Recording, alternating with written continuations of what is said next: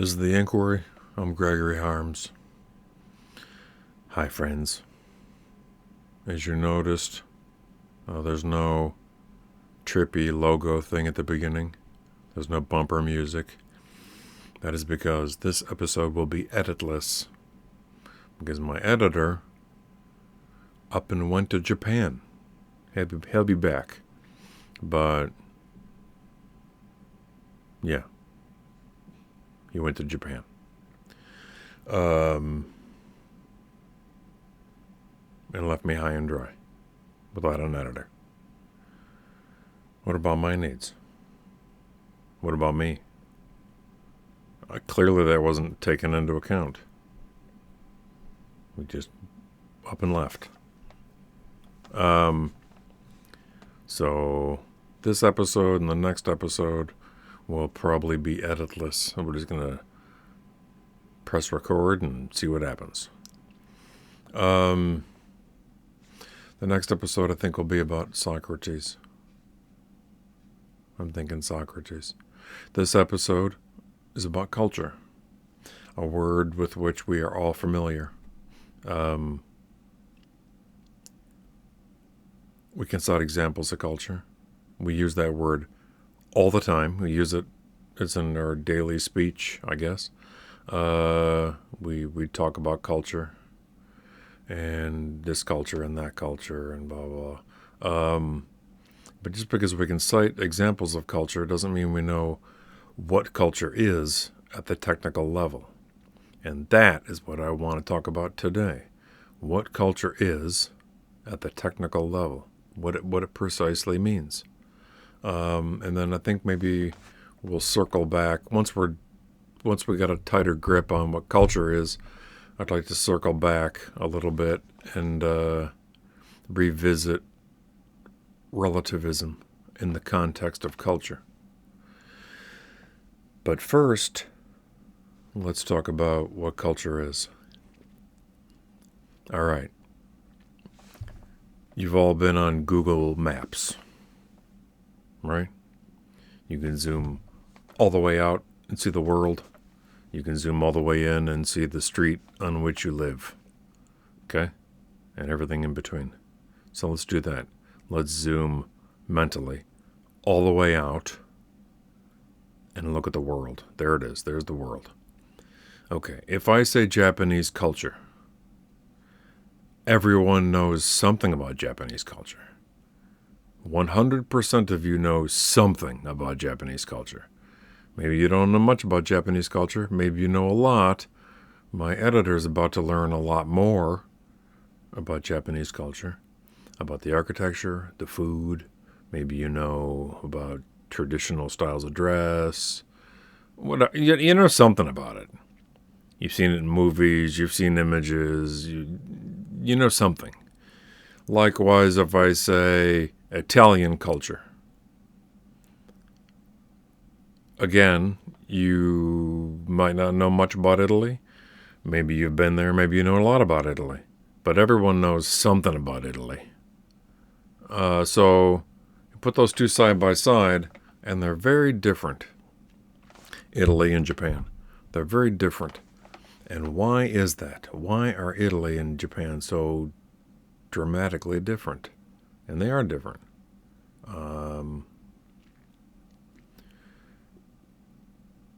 So we're zoomed out, right? We're zoomed out. We can see the world, Italy and Japan. Now I'm in the United States, so let's focus on the United States. And let's zoom in to just the contiguous 48 states, the continental United States. There they are, 48. Done deal. Okay, you can see that. I'm not sure why that was necessary, but whatever. There's the 48 states. And now I can invoke American culture. It's a pretty thin concept.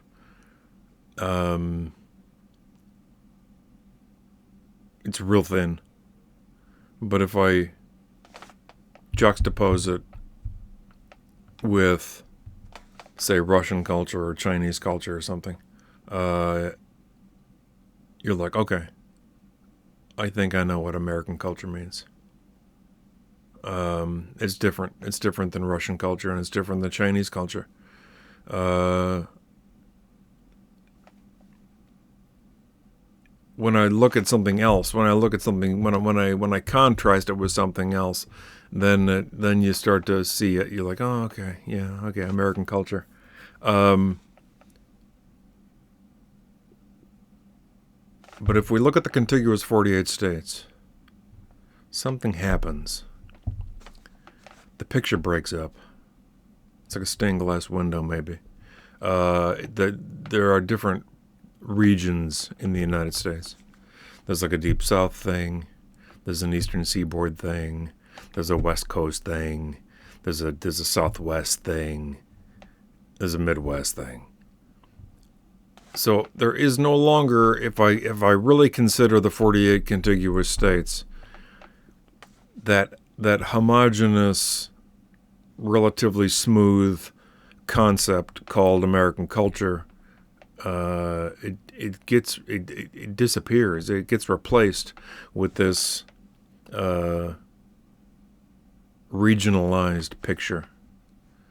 So if I'm in Mississippi, Alabama, or Georgia, there's definitely a different culture there. If I'm in say the Southwest, or I'm in Utah, Colorado, Arizona, New Mexico, same thing. That's very different there than versus the Deep South. If I go to the West Coast or the East Coast or something, I'm in a different world. I'm in a different land, so to speak. I'm the vibe, if you will, the feel, the food, how people talk, and it's very different from region to region. So I'm in the Midwest, so we'll focus on the Midwest. So we'll focus on Illinois.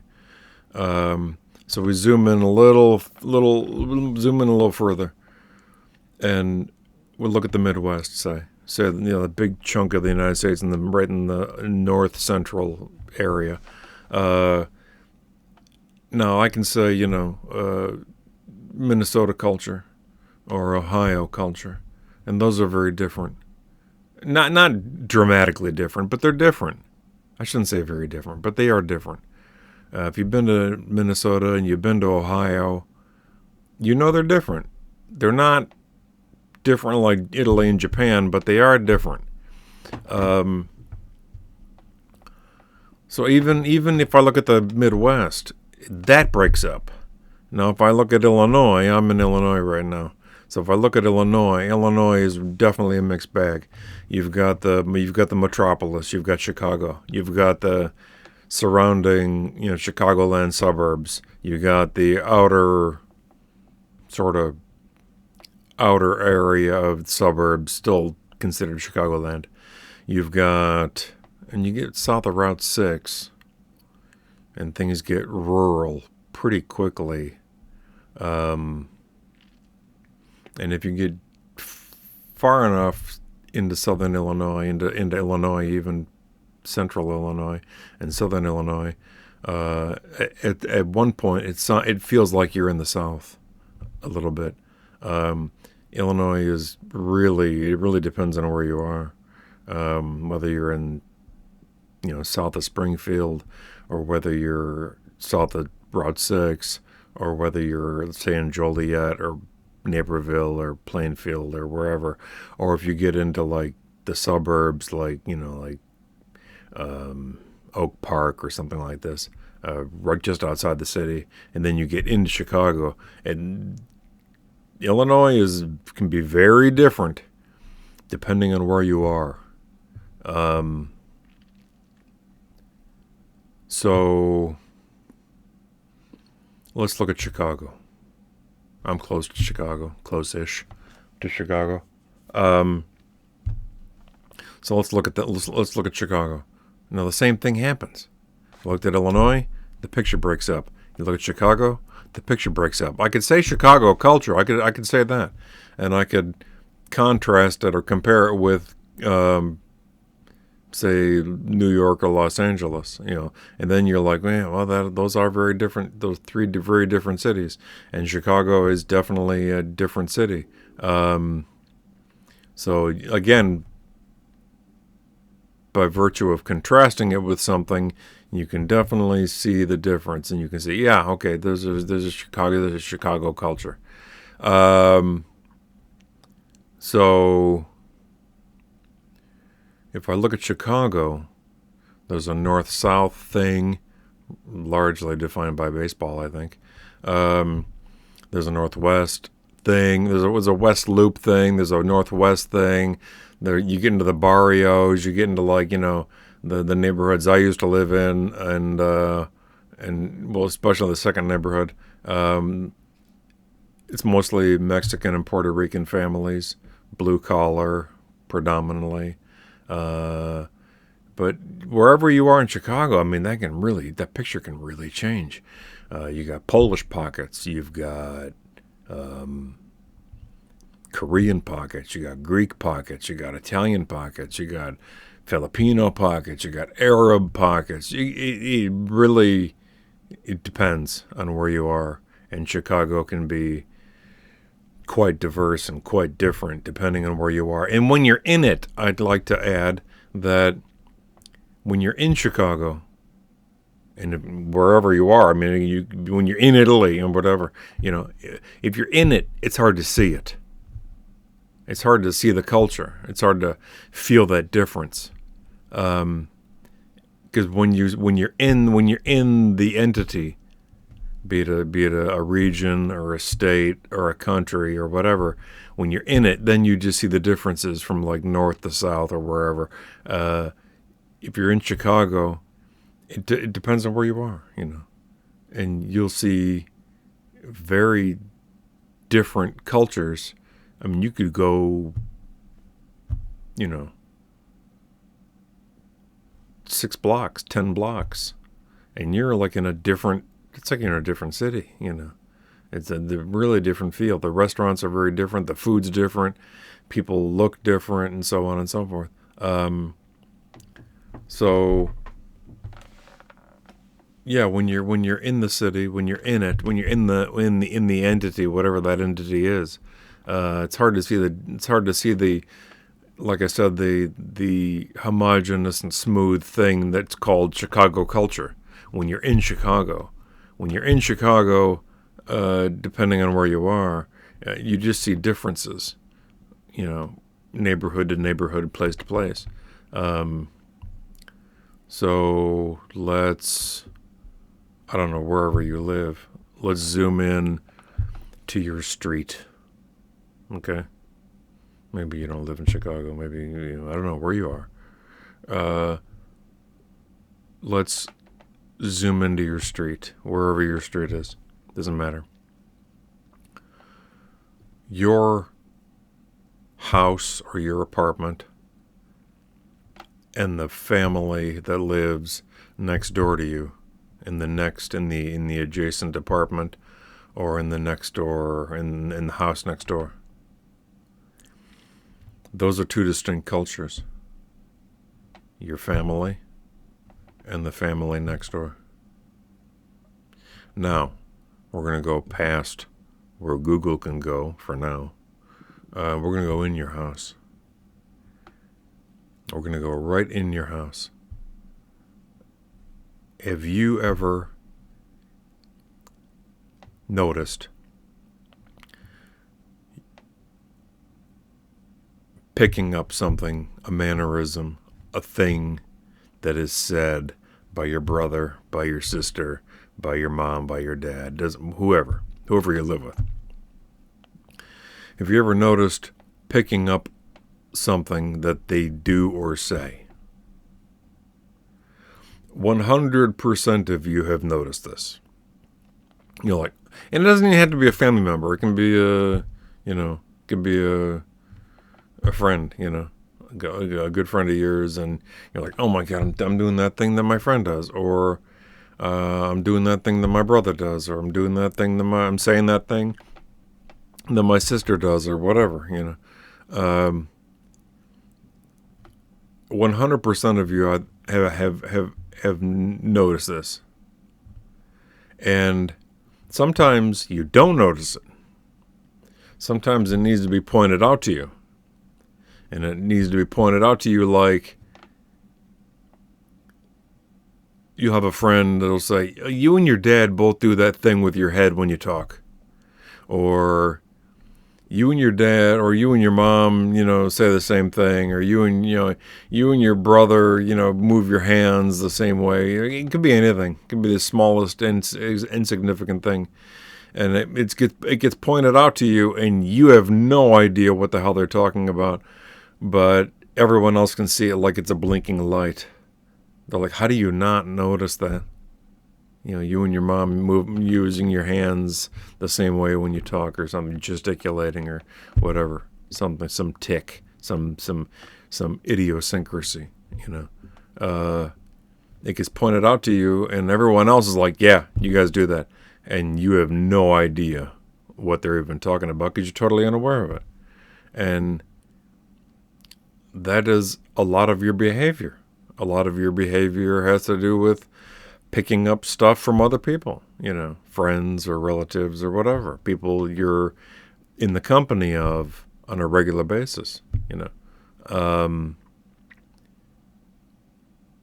So that one thing that you picked up from your brother, from your sister, from your mom, from your dad, that one thing you picked up is one unit of culture.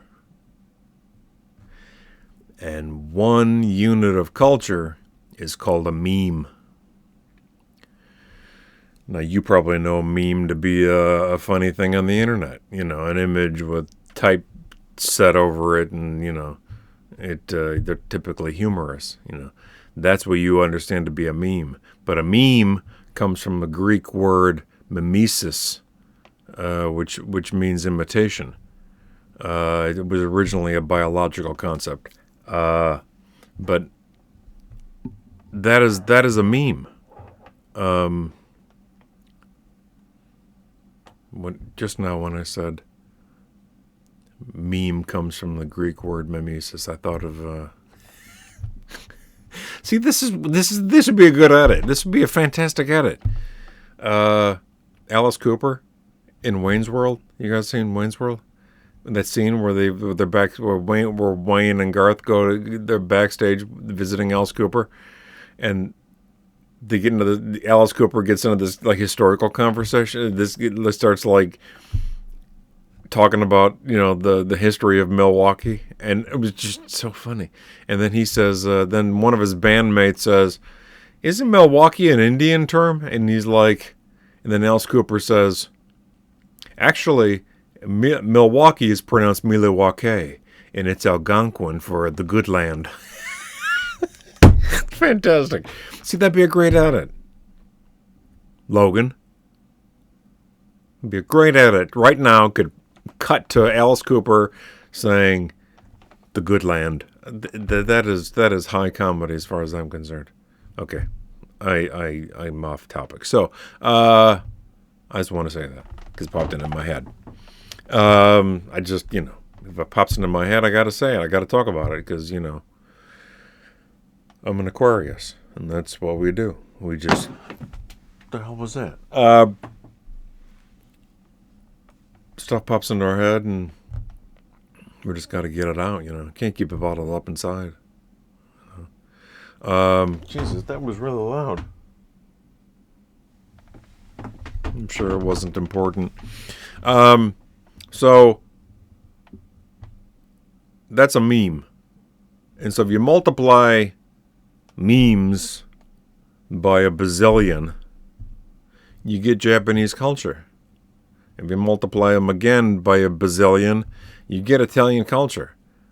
The reason that there's an Italian culture and the reason that there's a Japanese culture is because people have been living in those areas for forever, and they've been rubbing off on one another and imitating one another and so on and so forth. And that's... Human beings are diverse on the outside. I'll get to that. And that is culture. That is human beings, and not always human beings, imitating one another. And when I say not always human beings, the closer we look at animals, I've said this for years, the closer we look at animals, the smarter they get. And killer whales have culture. Chimpanzees have culture.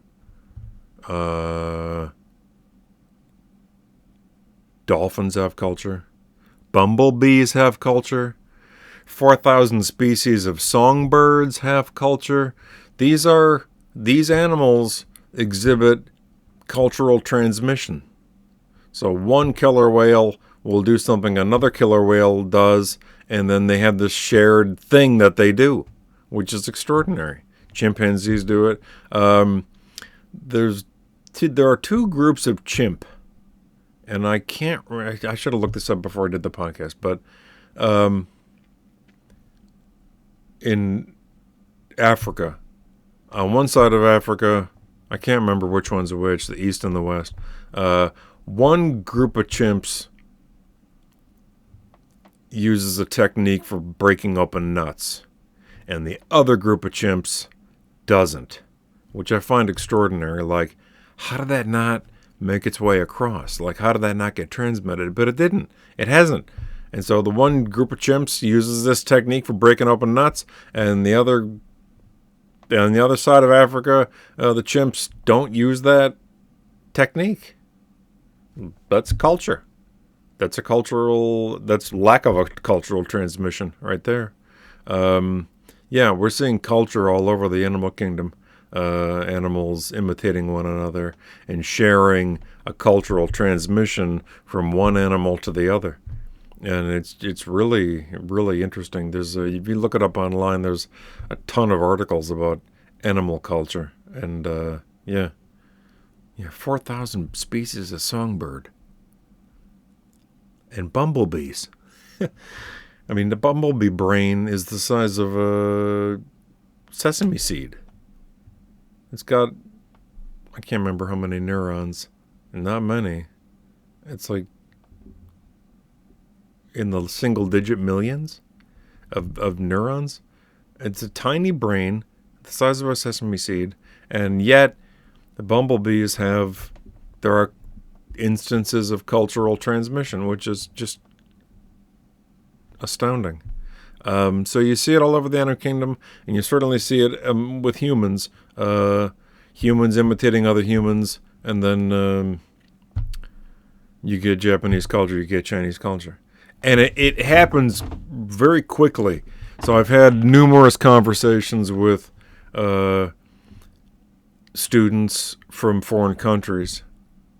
And I had a conversation with these two fellas from Pakistan,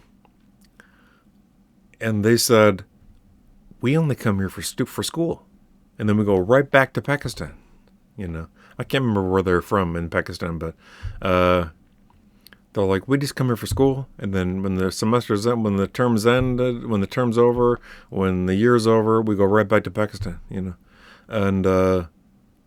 And our family members make fun of us. They call us Americans.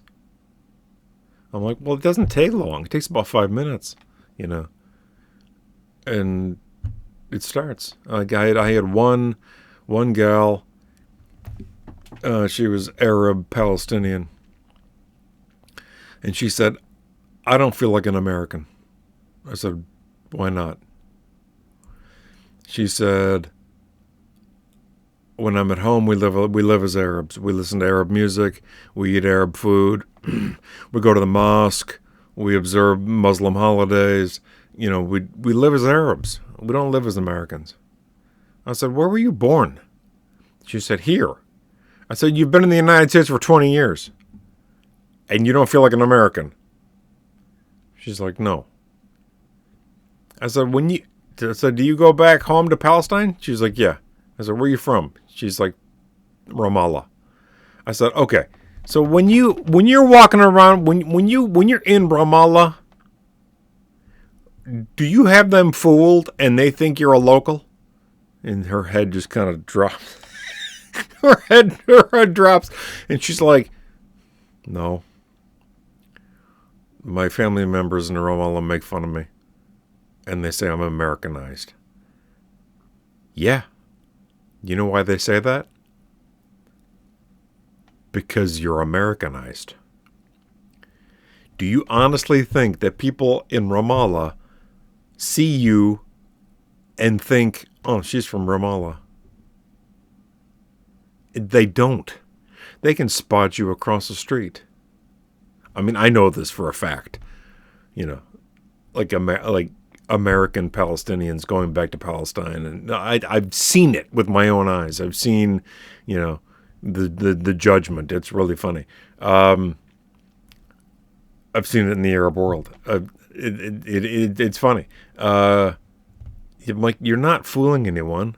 They don't think you're from Ramallah. They can spot you down the street. They're like, that's she's an American, and she's just visiting family here. They know. And you're not fooling anybody. And furthermore, you've been here for 20 years. You've been soaking in it for 20 years. Did you think that wasn't going to rub off? And she kind of gave up.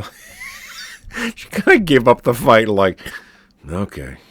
It was kind of funny to watch. It was really funny, and it was funny what those Pakistani chaps said that they get made fun of, because I mean they're just here for they're just here for school. They're just here for the semester, But doesn't matter. They're here long enough. It rubs off, and that it takes about 5 minutes.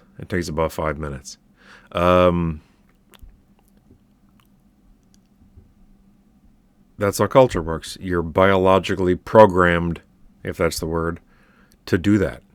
There's nothing you can do about it.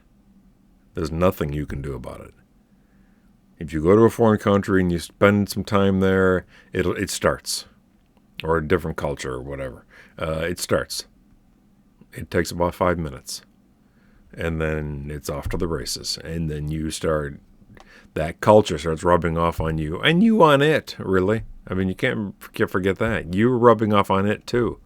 That culture goes both ways. It's humans imitating other humans. So you might, go to India or something, and it'll rub off on you, but you're also rubbing off on it. It goes both ways. And like I said, you're biologically, there's nothing you can do about it. Human beings are programmed to do it. In the same way that, the bumblebees and dolphins and killer whales and chimps don't choose to do that. They just do it. It's just part of their genetic endowment to do it. And there's a lot. We've talked about genetic endowment in the relativism episode. Or not the relativism episode. What did we talk about? What episode was that? We talked about I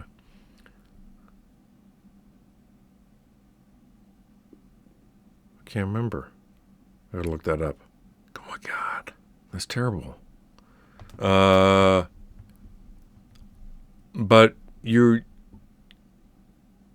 part of your genetic endowment. You're designed to exhibit certain things. You're designed to exhibit innatism. That's the innatism segment, the innatism episode. We talked about genetic endowment, and this is another instance of genetic endowment. You're biologically sort of programmed, if that's the word, to imitate other human beings, and for them to imitate you.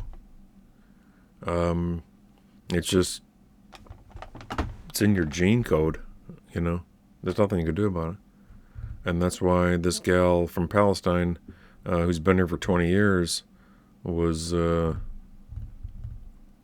the illusion that she was purely Arab. Well, there's no such thing as purely Arab. There's no such thing as purely anything. And she didn't think she was an American, even though she'd been here for 2 decades. So I want to, like I think I mentioned at the beginning, I want to circle back to this relativism business because culture definitely, now that we have a sort of a working grasp of culture, I want to consider the relativism with regard to culture. So there's different cultures in the world, and then the assumption is that right and wrong are relative to cultural position, right? And that what culture A is doing is fine and dandy, and culture B has no business judging what culture A is doing. If that's true, I mean, it does seem enlightened at first to like, well, we shouldn't judge other people's cultures, but if our hands are tied, then we're not allowed to judge really vicious cultures like neo-Nazis and ISIS and stuff, and I think we would want to be able to criticize those cultures, which are indeed cultures. So we need to take into account that maybe if we're considering other cultures,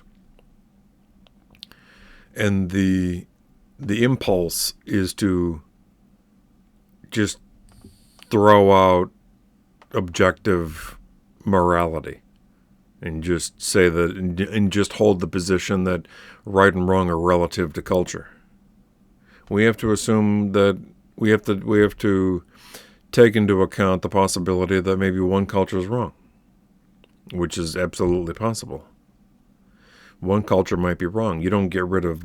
If you say 2 + 2 = 4, and I say 2 + 2 = 7, okay, we have a disagreement.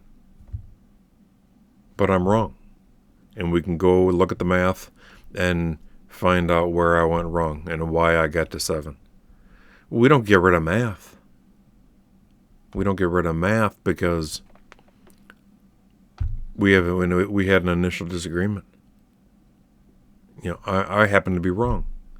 2 + 2 does not equal 7, and so we can work through that, and you don't get rid of math. But when we say that right and wrong are relative to culture and that there is no such thing as objective moral truth, then that's what we're doing. We're getting rid of math. We're getting rid of and we're getting rid of morality. We throw out the baby with the bathwater, so to speak. Also, if culture A if there's kind of a hands-off policy about, culture A has no right to judge culture B, then you're logically bound to assert, you're forced to conclude that culture B, in this instance, is morally perfect. If you can't criticize it, then it must be perfect, right? And I don't know anyone who would say that that in any culture is morally perfect. That's an absurd notion. But logically, you are bound to that. You are held to that conclusion. If you suggest that right and wrong are relative to culture, and that there is no transcultural standard, there is no universal moral truth, then you're held to that conclusion. And if the culture is perfect, which it isn't, but if you're logically bound to that, you're held to that conclusion, then we can also say that, we have to say that there couldn't be any progress. Because if I say that, slavery was, we used to have slavery, now we don't. And if I say that not having slavery is better, then I'm invoking a transcultural standard. I'm saying that slavery is wrong. But within the confines of cultural relativism, I'm forced to say that, well, slavery is just one way of doing things, and not having slavery is another way of doing things, and they're just different. They're of equal value. And I don't know anyone who would agree with that, because I don't know anyone who would agree with being owned as a slave and being beaten and whipped and tortured and live in fear and so on and so forth. I don't know anyone who would say they'd be fine. So as soon as I say slavery is wrong, I'm saying slavery is wrong everywhere, forever and always. And that's a universal standard. That's a universal standard. That is not allowed when we say that right and wrong are relative to cultural position. Now, I'm saying culture A and culture B and culture C, but I want to make a little footnote here. And that is, it's too simplistic for what we're doing here now. Because if we think back to my Google Maps thing and our arrival at memes, think about how many cultures you belong to. Think how many cultures you have belonged to. Your family, that's a culture. The people you live with, that's a culture. Your church, that's a culture. Your mosque, that's a culture. The school, the university you attend or attended, that's a culture. The state you live in, that's a culture. The country you live in, that's a culture. The city you live in, that's a culture. It adds up. I don't even know if you could list all of them. Maybe you could, but I don't know. If you could, it would take you a pretty long while on a pad of paper to write the group of friends you meet for lunch or something like this. That's a culture, the classroom that you were in for your, English literature class you took in college, that class, those people that you were in class with, multiple times a week, that's a cult. That became a culture. So it's a pretty long. I don't know if you could list all the cultures that you belong to. Maybe you could. I don't know if you could. It'd be a pretty long list, regardless. So saying culture A and culture B it's a bit simplistic. I don't think that. I think we're past that. We're better than that. We're better than that. We're more sophisticated than that. Culture A and culture B. It's nonsense. We're far more sophisticated than that. Yeah, think of all the cultures you belong to. Think of all the cultures you belong to now. That's a lot. That's a lot. Maybe you're tight with your cousins. That's a culture. Boom. You belong to some organization. You belong to you get together with people and maybe you like a book club or something like that. That's a culture. You're taking a cooking class. That's a culture. It takes, like I said, about 5 minutes, and then yeah. So I wanna this genetic endowment business. I think that's really important to keep in mind. Because human beings are... I've had the good fortune of traveling around the world a bit. I'm not Anthony Bourdain, but I've seen some things. I've traveled, East Asia, Middle East, South America, all over the United States. I haven't seen much of Africa. I've been to Egypt, but does that count? I don't know if that counts properly as Africa properly understood. I'd like to, though. At some point I will. I don't really relish the thought of world traveling in a wheelchair, but there it is. But what I've noticed is that people are basically the same everywhere you go. They want about the same things. They want to be left alone. They don't want foreign tanks on their streets. They want clean drinking water. They want a job. They want a job that pays something. They want their kids to go to school. They want their kids to be safe at school. They want the same things.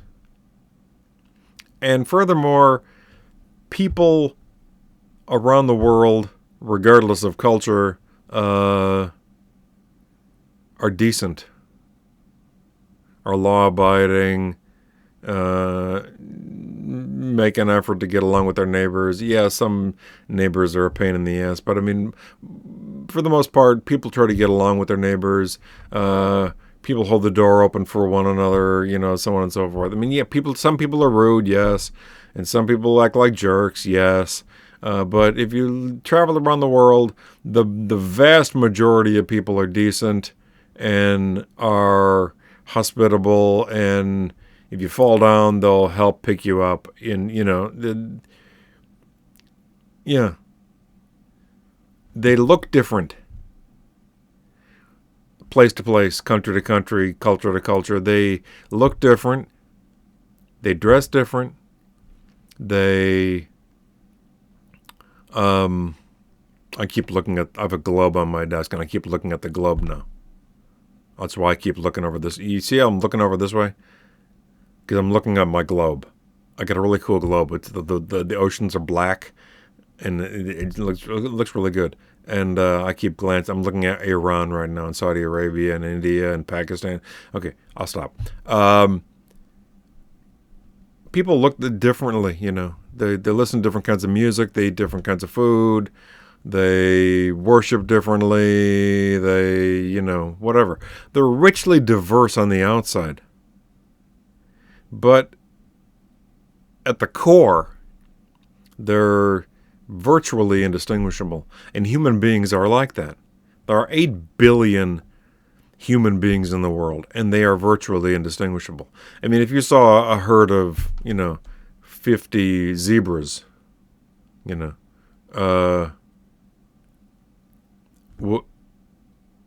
you tell them apart? No. Would you assume that, those zebras are dramatically different from one another? No, you'd see, those 50 zebras, and they're probably practically identical. Same with giraffes, same with spiders, same with ants. The assumption is correctly that if you see like 500 ants on the sidewalk, like some kid dropped a cookie, and then like there's ants everywhere, those ants are pretty close to pretty similar. Well, so are human beings. And they're diverse on the outside, but they're at the core, they're virtually indistinguishable. There's a mechanism that that writers will use when writing about politics and history and so on. They use it's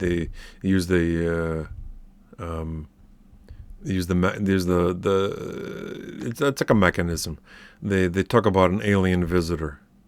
Okay, the alien visitor comes from a different galaxy, and your job is to show the alien visitor around. And then you show the alien visitor like some political conflict that it's been going on for a long time, and people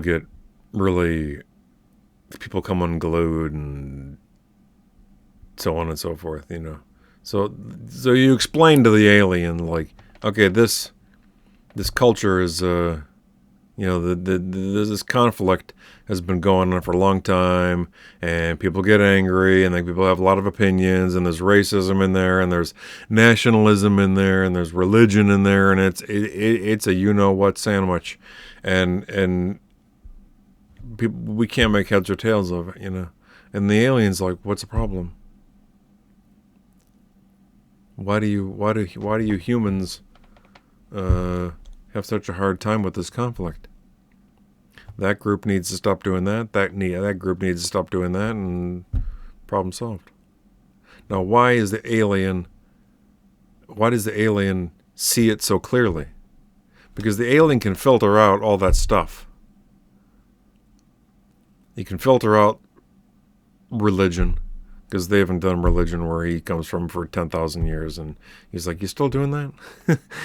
Oh, the God thing, you still doing that? And then they don't live in countries where he lives, in his galaxy. He's like, why do humans do that? Why is the globe all different colors? What's a German? What's an Italian? What does that even mean? It's just stuff that you guys made up. What's a Canadian? It doesn't even mean anything. It's just the thing you made up. And now they got their own money and their own flags and their own they got their own song, and what. It's just you just made it up. There's actually a very well-known scholarly work called Imagined Communities, and that's a very good way of putting it. Imagined communities. That's what countries are. So the alien can filter that out. And then racism. Oh boy, racism. The alien says, "Why do you humans do that? Why do you divide up one another according to races?" A concept that really doesn't exist. I should do a whole podcast episode just on race. I think I will. But nevertheless, he's like, "Why do you do that? This concept doesn't even exist?" And from his perspective, it's really ludicrous because, you and I, we see dramatic differences in how we look and so on and so forth, and how we speak and so. But this alien, he just sees 8 billion Homo sapiens, and he can't tell 3 of us apart. He can't tell 3 of us apart. He's like, you all look the same. And which would be kind of shocking to hear, because we're very close to one another and we see differences, but he doesn't. Just like you see 500 ants on the sidewalk and they don't look different to you, they just look like ants. You're just like, okay, that's 500 ants. Well, that's how we look to him, the alien. The alien just sees 8 billion Homo sapiens, and they're practically identical, which they are. This race thing is dubious and made up.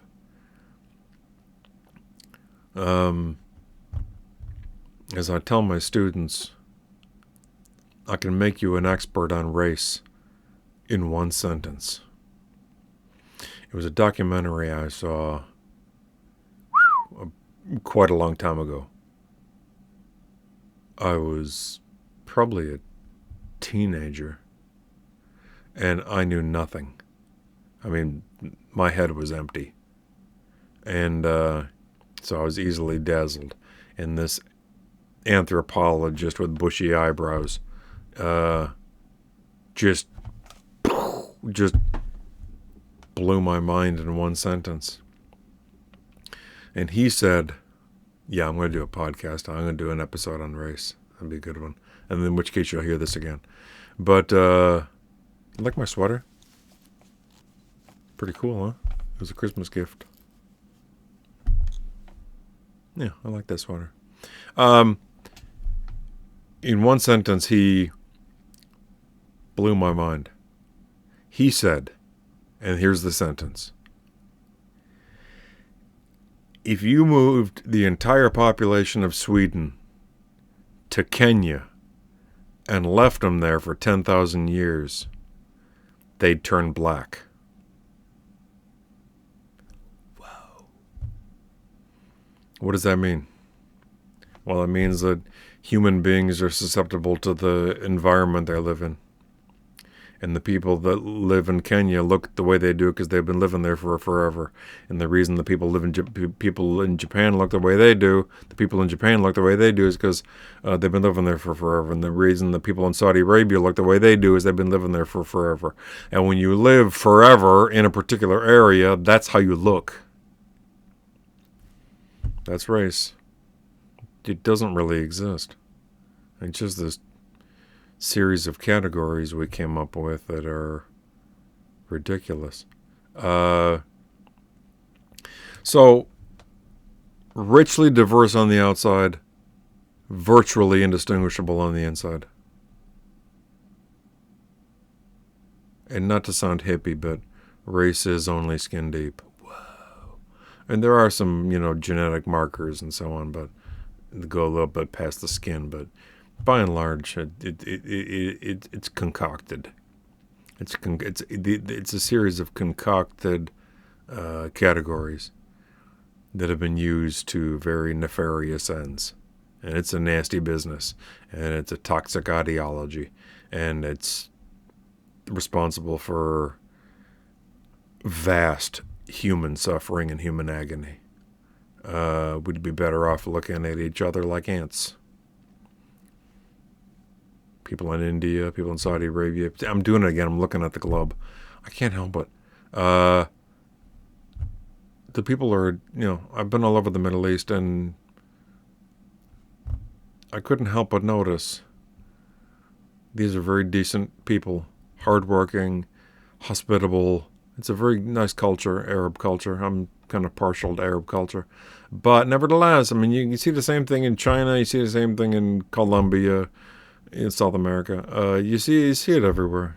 People are just friendly and want to show you what they eat, and they're very proud of what they eat, and so on and so. Well, Americans aren't, because are we proud of TGI Fridays? Are we proud of Burger King? I don't know. But I mean, most cultures have a style of eating. They certainly do in Colombia, and they certainly do in China, and they certainly do in the Middle East, and they're very proud of it, and they want you to try it, and they're delighted when you like it.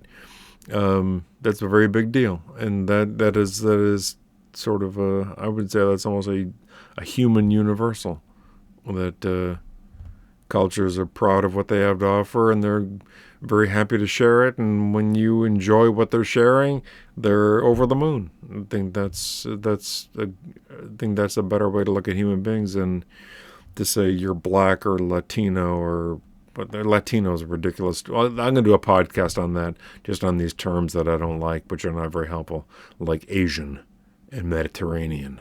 Oh boy, I'll start talking about it, and then don't get me talking. I'll tell everything I know. I'll save that for a future podcast episode. You can just say episode. I always say podcast episode, assuming this is a podcast. Today, it might be a podcast, though I don't have a guest. So that's a little bit about culture, and I hope that my editless episode was tolerable, and we'll do Socrates next. Also going to be editless until my editor gets back from Japan. So, we'll catch you next time on The Inquiry.